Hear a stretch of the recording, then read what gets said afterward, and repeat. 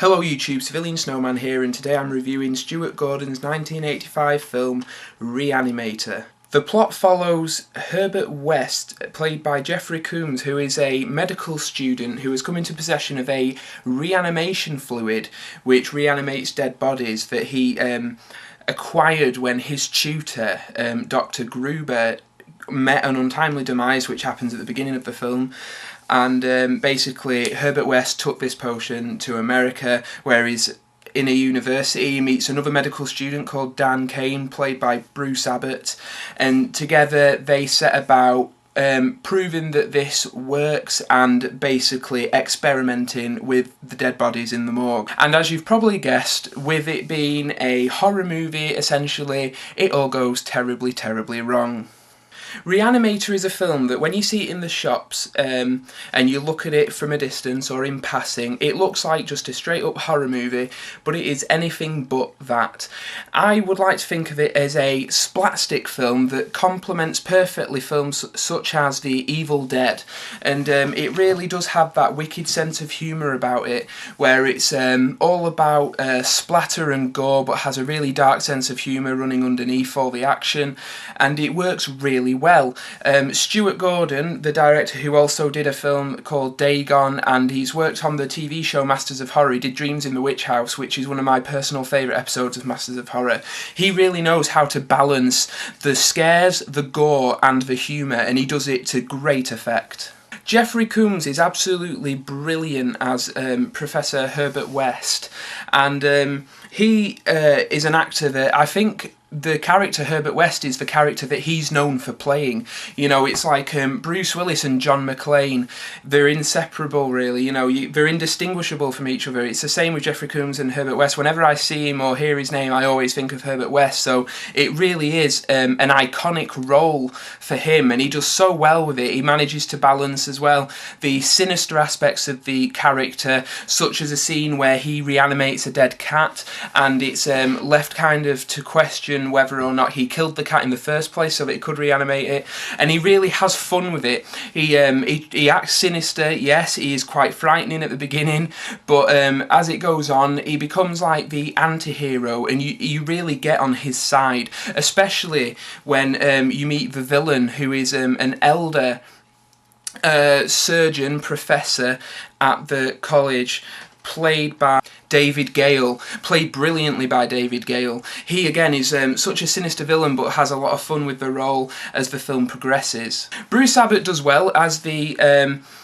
kind of chisel-jaw hero, playing Dan Kane, and while he is essentially not as interesting a character as the others, he did return for the sequel, which I haven't actually seen, Bride of Re-Animator, but he does do well in the kind of hero role, and he's the audience's way of getting into the story of Herbert West.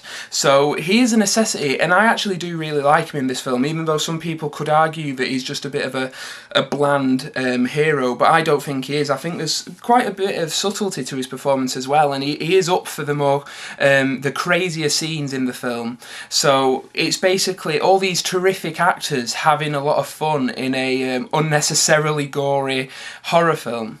As the film progresses, David Gale becomes more and more sinister as he has an obsession with Dan Kane's girlfriend.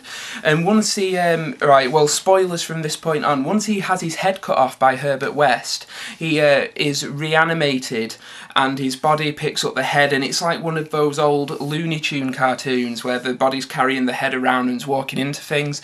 And while it sounds like it could be really camp, well, I suppose it is camp, but while it sounds like it could be really shit, it's done really well. Like, tongue firmly in cheek, but it's not a cartoon. It never devolves into becoming nothing more than a cartoon, so it's a really peculiar tone, but it perfectly fits the film, and I think they do really well, and especially having such an actor as good as David Gale being up for doing such crazy stuff in a film, I think is just brilliant. Dan Kane's girlfriend's father, I don't know the name of the actor that plays him, he does really well. After being killed and reanimated, he becomes essentially the comedic relief in the film, but He also, there are so many subtleties to his performance, even once he's become reanimated and is essentially a zombie. You know, he's like, gives the same kind of performance as Bob did in Day of the Dead, George A. Romero's original Day of the Dead, that is, not the travesty that was the remake. But there are a lot of subtleties to his performance, and it's really rewarding watch, like I said, for all these great actors to put such effort in to what could have been a really just throwaway horror comedy, but actually is considered a classic now. One of my favourite aspects of the film, and although the filmmakers themselves actually got into trouble for it, is the theme tune, which is essentially the theme tune to Psycho with an 80s twist on it, with some synths and stuff like that in it, and I think it's just a great tune because Psycho is one of my favourite movies of all time, and I really dig the theme tune to Psycho, and to hear it again in another horror movie that I absolutely love, because Re-Animator is one of my favourite horror movies. I think I get a real kick out of hearing that theme tune with a slightly different twist on it. So if you're watching it and you're wondering where you recognise that music from, it is the music from Psycho.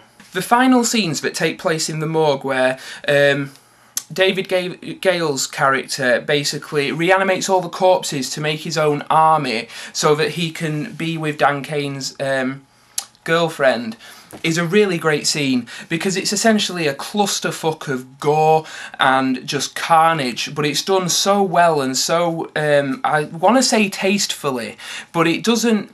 While it is a clusterfuck, it's not one to watch. You know, it is a really enjoyable scene, it's really great, and the gore never outdoes the performances. And that's another thing about the film, is the gore. The practical effects, I think, are just so good. They really are some of the best special effects ever. And they're up there, in my opinion, with like John Carpenter's The Thing. And this is why I prefer practical effects to CGI, because in my opinion, CGI is lazy. Whereas when you see an actor like David Gale sticking his head through a table, you know, and you know that he's sat under the table with his head through, you know, I just think that is so much more rewarding as a filmmaker as well than to just CG everything. So from that respect, even though the film is really gory and it's fun, you know, it's not like nasty gore, you know, it's there just to, in the same way that Drag Me to Hell was just supposed to be like a roller coaster ride of a film, this is the same, you know, the gore's needed in that sense to kind of get some laughs from the audience. I'm going to give Re-Animator 5 stars. I know I gave Heat 5 stars last time, and we will eventually review a film that I won't give 5 stars, but I really love Re-Animator. It's one of my favourite horror movies of all time.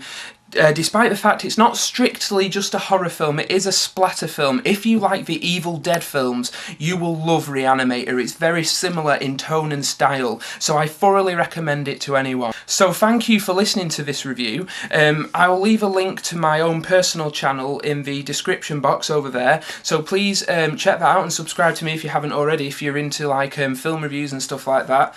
And yeah, I hope you've enjoyed this review. So this is CivilianSnowman signing out. I'll see you later. Bye.